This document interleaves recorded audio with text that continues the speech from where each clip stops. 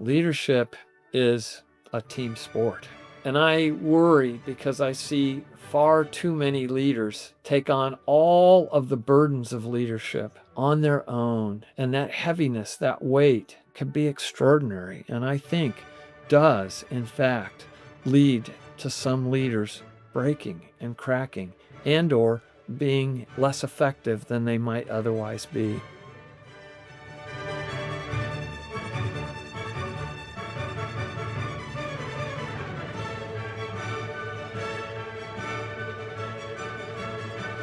Welcome to Science of Leadership, the podcast dedicated to helping you become a better leader. Here, you'll gain valuable knowledge, hear inspiring stories, and learn the scientific principles that promote exceptional leadership. I'm Tom Collins, your host, and I'm thrilled to have you join us on this journey to becoming a better leader. Today, we're going to explore a topic that every aspiring leader should be thinking about. What are organizations really looking for in their leaders? I'm honored to have Dr. Jay Lemons with us, someone uniquely positioned to answer that question. Among numerous leadership roles in academic institutions, Dr. Lemons is the former president of Susquehanna University. Born out of his passion to work with new and emerging leaders to help them build their teams and institutions, he is now the president of Academic Search, one of the nation's premier firms for higher education executive recruitment. His work has helped institutions across the country find the right leaders to guide them through change, growth, and challenge. Jay, it's great to see you. Thank you for joining me today on the Science of Leadership. Thank you, Dr. Tom. It's a great honor and a pleasure to be with you. Well, Jay, you've been involved in hundreds of leadership searches across higher ed and beyond. When organizations start looking for a leader, what would you say are the traits or the qualities that consistently rise to the top of that list? You know, Tom, I think everyone begins these journeys with a sense of looking for, if you will, that leader who will have everything. And there's an elusiveness to this, and there's a bit of a siren call. I'll answer your question, but I'd almost like to come back and reflect a bit on that. Sure. And I'm gonna go to something that really is beyond my own observation, but is really a product of a national study that Academic Search and our parent organization, the American Academic Leadership Institute, along with a couple of our Washington, D.C. presidential associations, championed about a year and a half ago. Those two presidential organizations are the American Association of State Colleges and Universities and the Council of Independent Colleges. And we had a fabulous response across the higher education sectors. You know, the competencies of effective leaders in the minds of those who are sitting in college and university presidencies. So the national study was done by Kevin McClure, a researcher and faculty member at the University of North Carolina, Wilmington, and Jorge Bermecki, who is at Howard University as a faculty member. And what they found, it was reported in the survey research that was done, that college and university presidents believe that at the top of the list is trust building. Second, the ability to demonstrate resilience. Third, what they called communication savvy, an ability to effectively and authentically, in both informal and formal settings, was regarded as an essential skill. Fourth, they put a premium on emotional intelligence. Fifth, the ability to lead with courage. Their open-ended comments really described resilience as a corollary to the need to be decisive and a willingness to make tough calls, with always that institution that we serve and its long-term interests being the focal point. And finally, the ability to use data and to steward and to generate or raise resources, if you will, resource management. And I think that is a really effective list of seven sort of critical core competencies.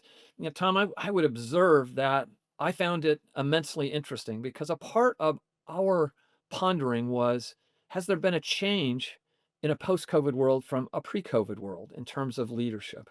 And yet I look at these and they likely strike me as pretty timeless virtues. I think the emphasis on communication savvy is perhaps accentuated, and I would say not just in a pre-COVID world, but in the emergence of the internet world. You and I are both old enough to remember before we had this thing. Yeah. And I think so communication skills are ascendant and are more critical. And the use of data. We have so much more available to us by way of thinking about data. But boy, so many of these other qualities, if you will, the competencies, strike me as the very ones that have probably helped set effective leaders apart across time. In the world of higher education, the world that I know and love most, I often ask myself the question, and I had a chance encounter as a very young man with Father Hesburgh from Notre Dame. And I got to also speak with him, as he was well into his 90s in his office in South Bend. Could Father Hesburgh be effective today? Yeah, darn right. I've always thought that. And I think you could go back and identify lots of people who were adaptive and met the challenges of their time.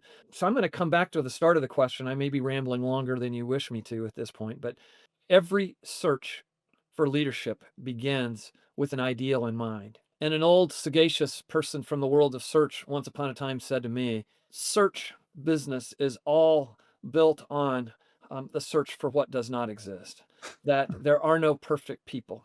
And yet we always begin. And one of my colleagues, Dr. Sean Hartman, when we get to the work on developing the materials to support a search, there will be almost always a desired characteristics list, and he calls them the unicorn provisions.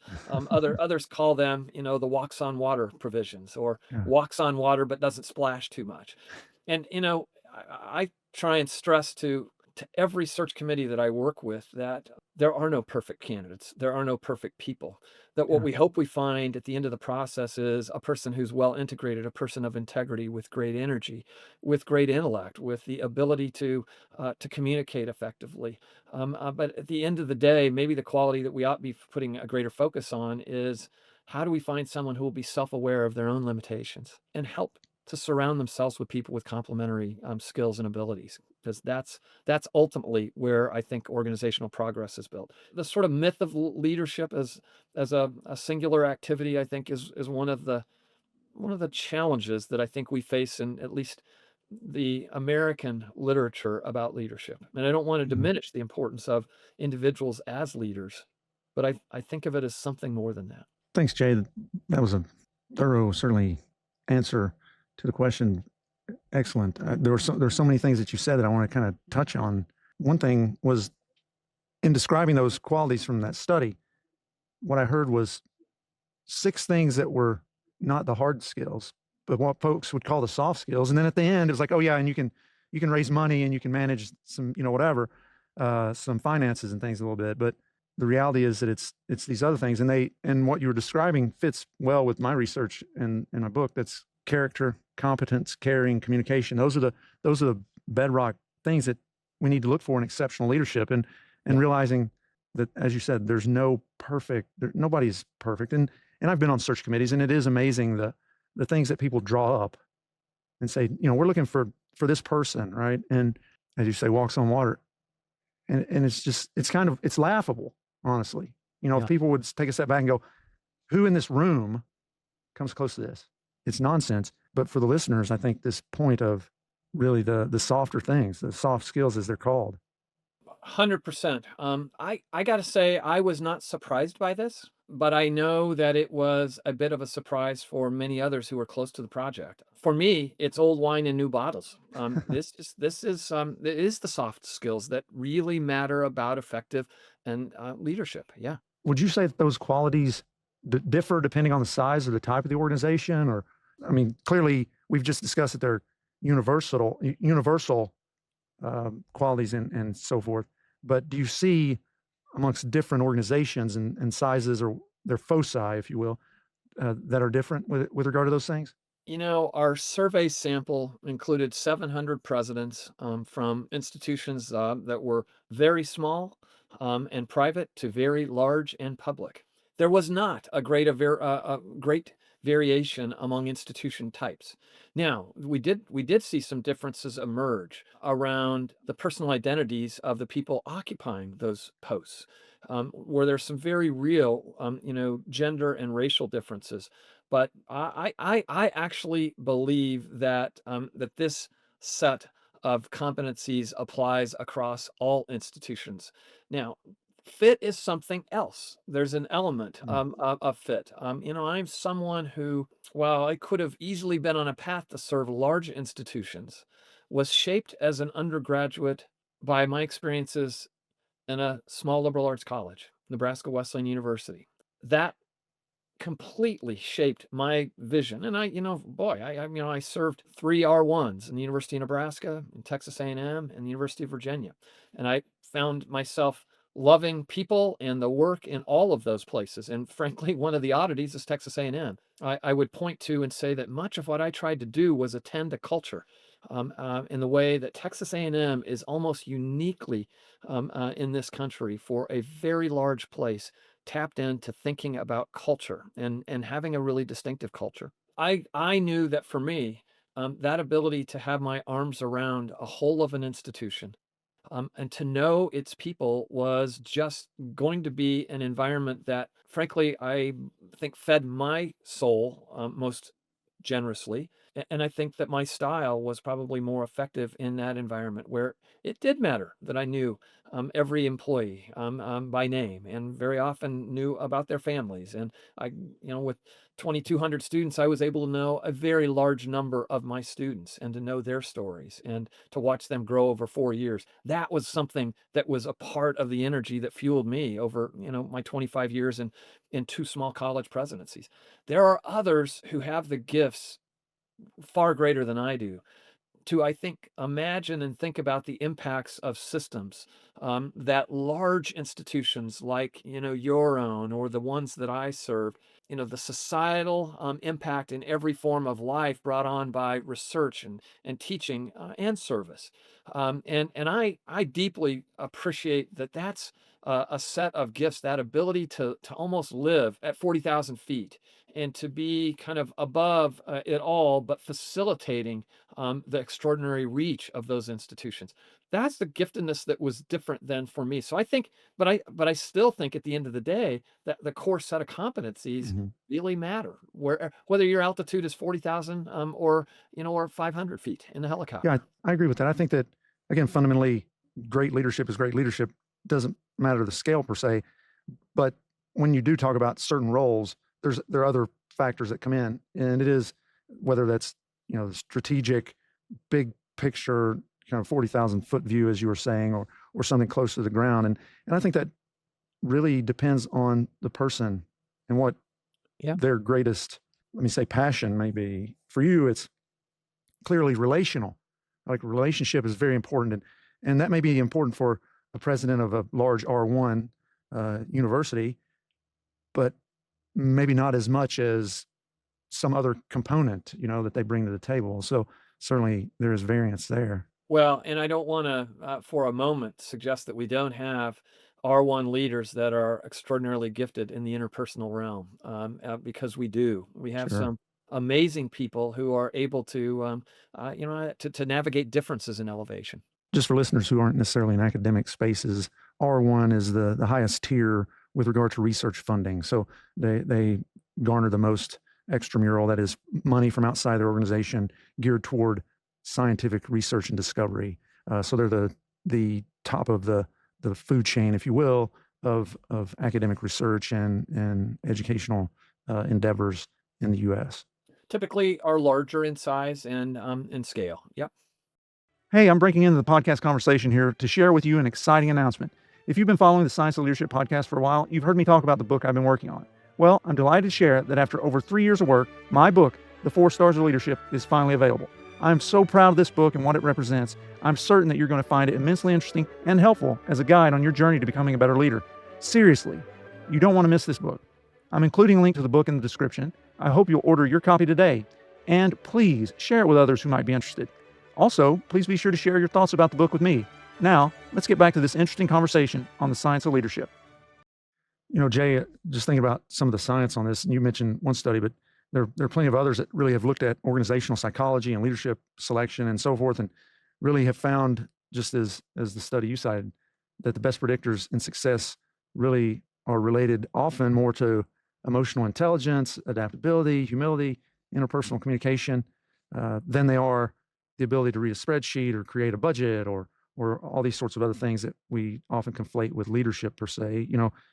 I'm reminded of Daniel Goleman's work and all the work of others who've been in the emotional intelligence space, Yeah. looking at that. But Goleman showed that nearly 90% of leadership success in senior roles was attributable to these soft skills that we've been touching on, not the technical things that we track on a CV or resume or what have you. So I think this is vitally important.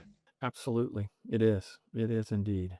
Jay, I was wondering, are there things that you would say are make or break kind of attributes or things that a leader must have?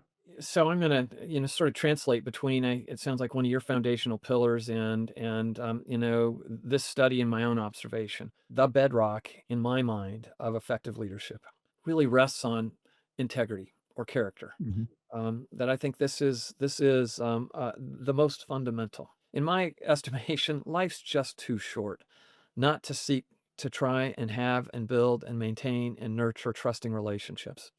And that always returns to character. Yeah. Being able to really push down self-interest, to understand that a leader's role is to care about something larger than ourselves. I have a very, very dear friend, a fabulous executive, who said that, her CEO once upon a time said, everybody has two letters on their forehead.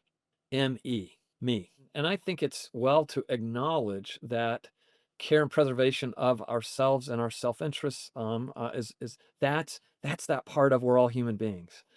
And yet I think that the very finest leaders that we have had an ability to transcend their own self-interest, to overcome the me, and to understand that there is something of significance that's greater than our own self-interest. I agree with you. I think that, if we look at so much of what's out there and especially pop culture, leadership arena, if you do this one thing, you'll be great or whatever. And that's largely bogus. There's no single thing that you can do as a leader to be a great leader, but there are certain things that if you don't do, you cannot be a great leader. And I would say that character, just as you said, is elemental.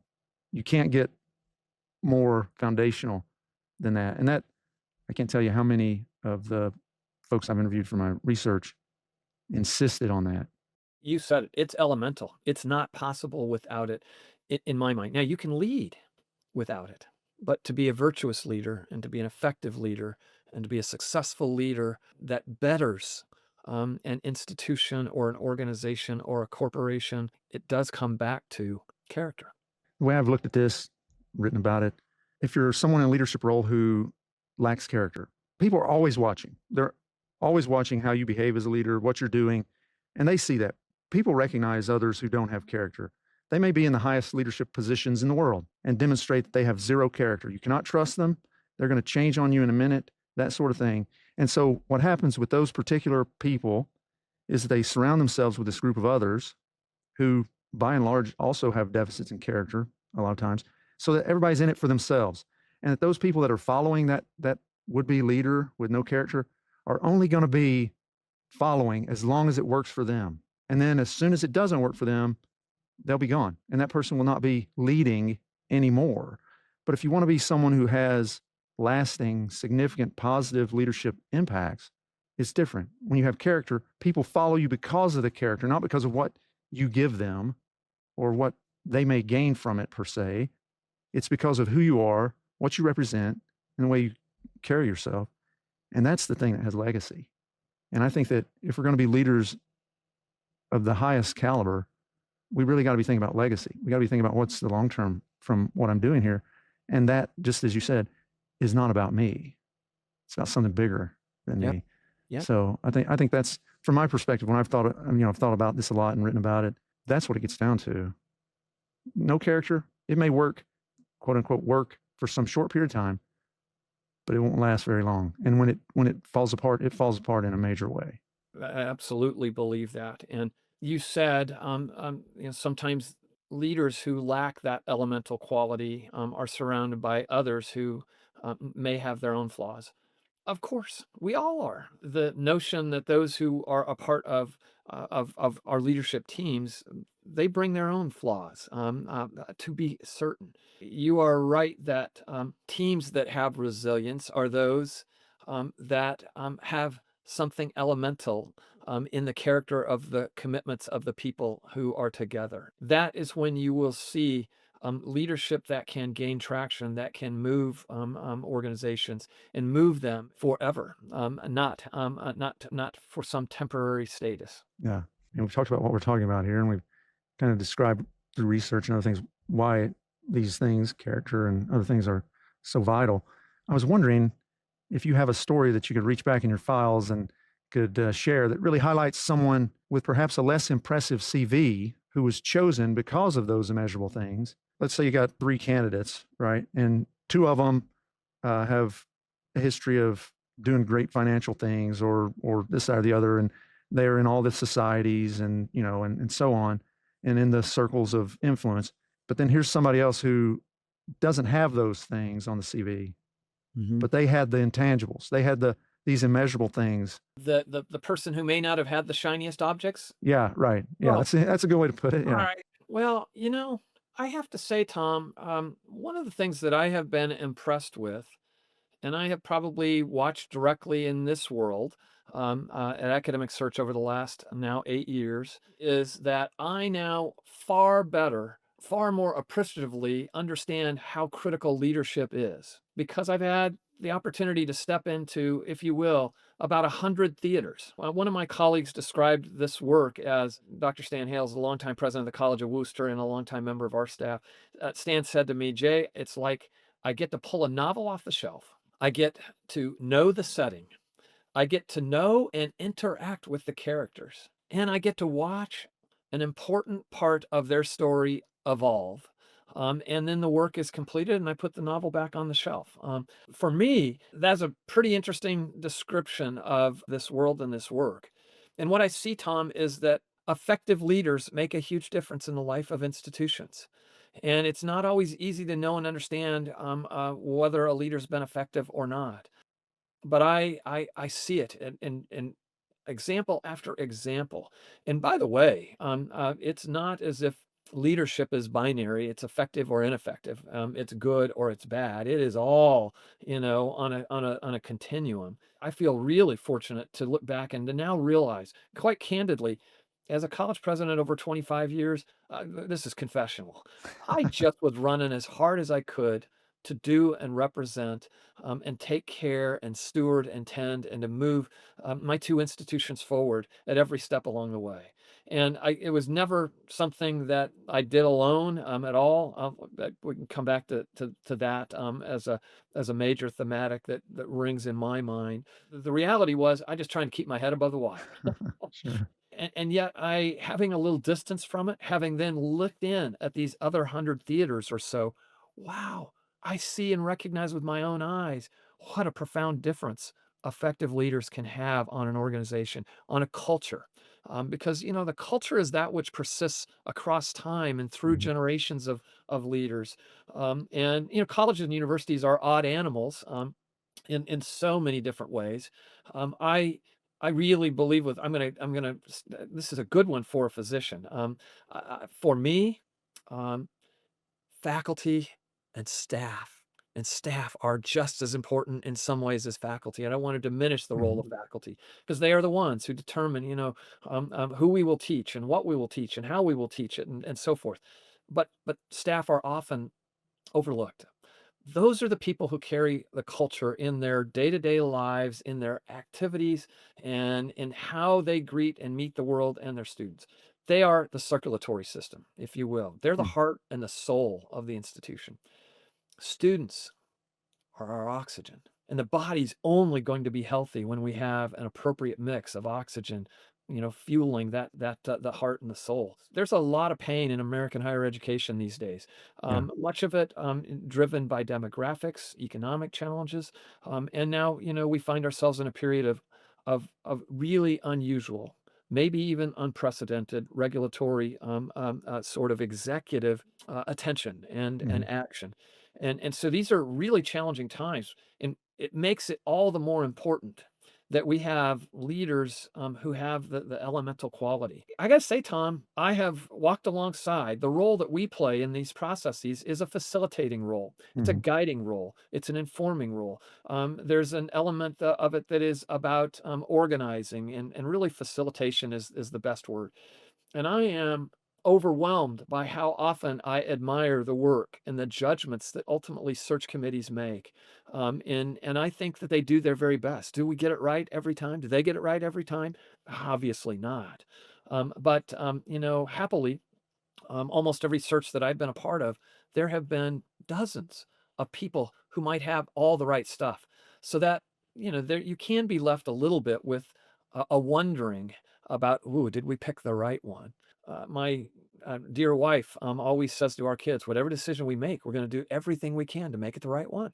And I think that's what falls to search committees and the people with responsibility for helping to transition and onboard leaders is you move forward. I carry with me a story that I might just repeat because I think it's Sure. relevant, maybe of interest to you.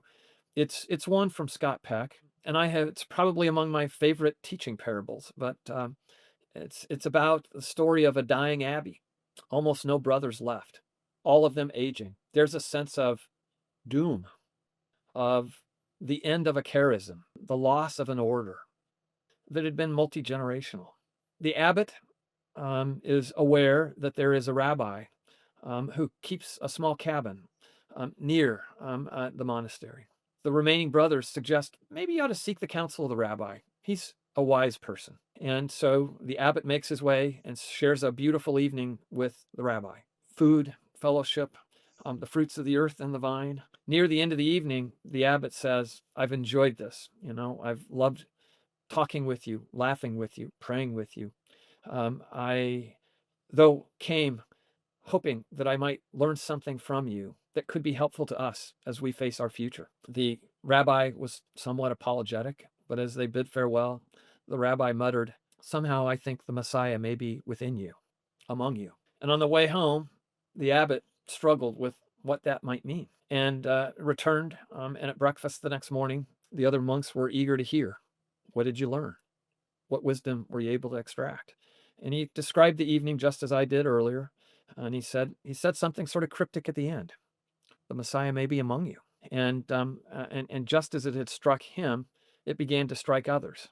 And so, as Peck tells the story, Brother Dominic says, "Ah, it must be Brother Paul. He is always patient with others, and he has a certain gift." And Thomas thinks, I think it could be Dominic. He's really good at organizing things and getting things done, and Francis, maybe it's Francis. He has a holiness about him. Well, they each had these thoughts to themselves, and it fundamentally began to impact how they interacted and saw one another. And one day, a couple of hikers along the way came and ended up on a visit, and they were struck by the spirit of the place. And one of them actually joined the order, and that led to others joining the order. And the Messiah is among us, I think, is something that's sort of lost. And by the way, you can strip the spiritual dimensions of this away in my mind.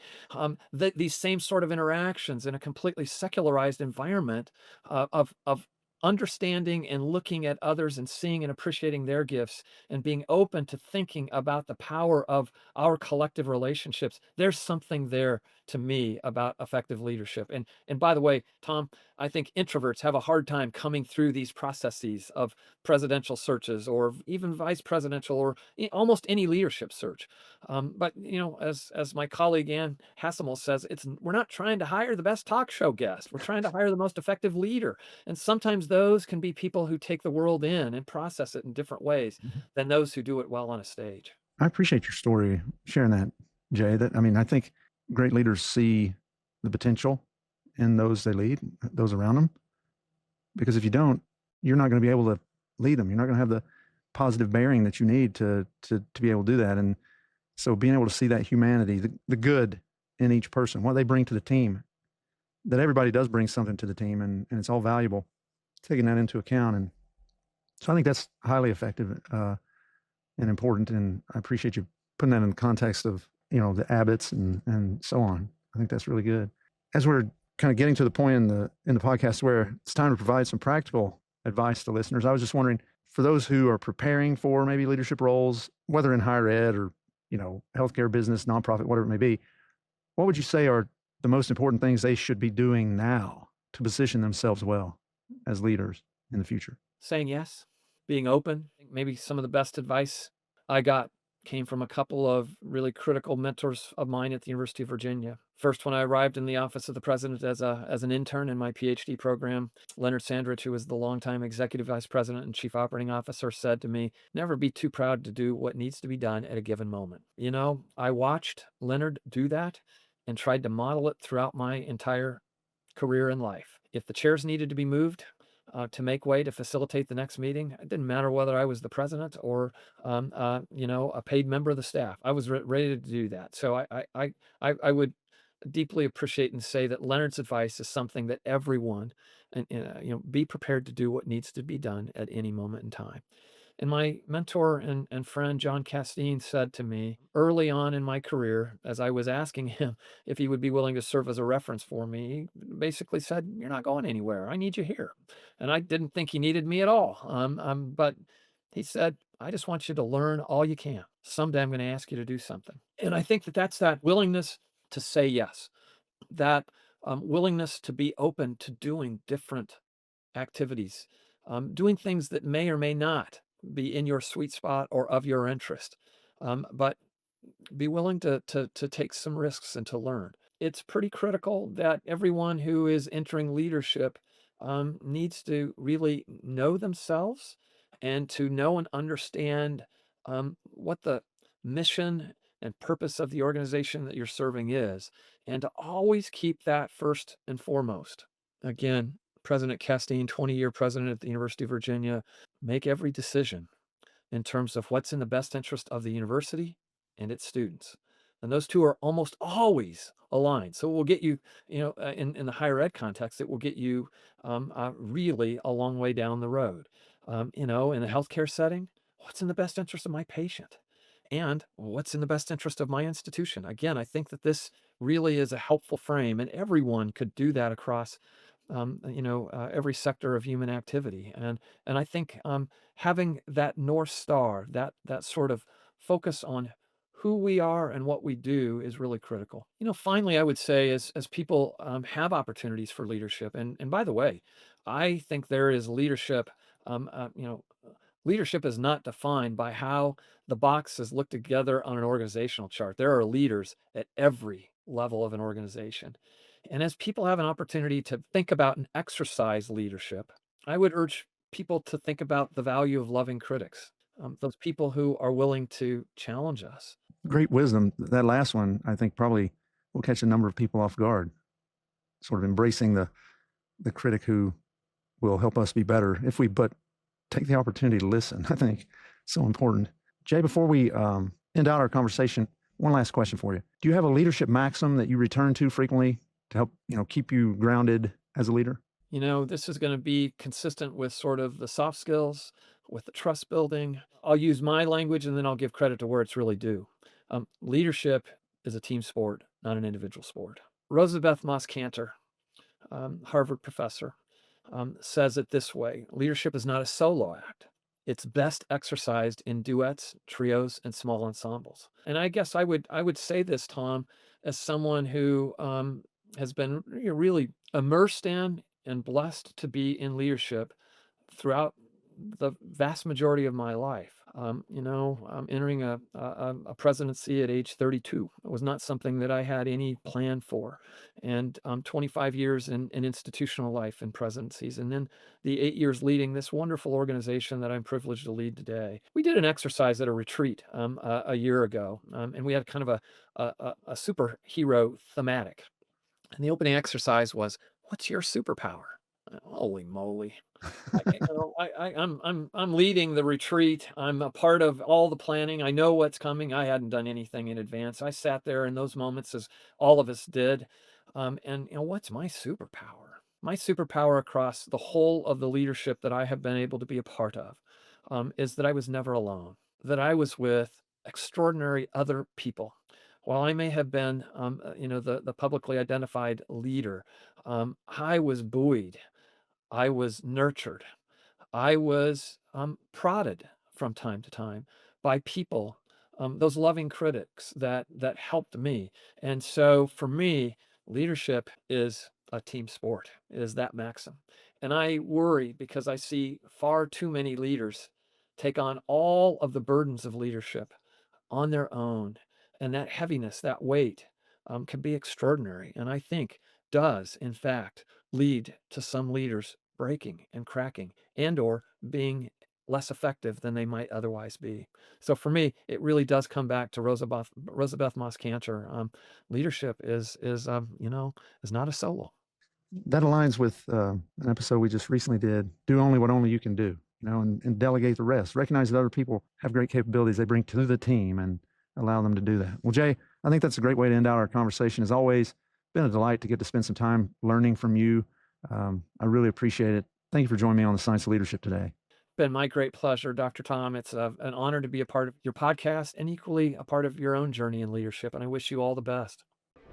Thank you for joining us on this episode of the Science of Leadership. We hope today's discussion has inspired you and given you valuable insights to help you become a better leader. Remember, leadership is about helping those we lead do great things. It's a journey of continual growth and learning. When we embrace that journey with curiosity, courage, and humility, we can confront challenges, overcome barriers, and foster environments where everyone can succeed. If you enjoyed today's episode, be sure to follow or subscribe, leave a comment, and share it with others who are passionate about leadership. Until next week, keep leading with character, competence, caring, and communication. This is Tom Collins. Let's keep growing.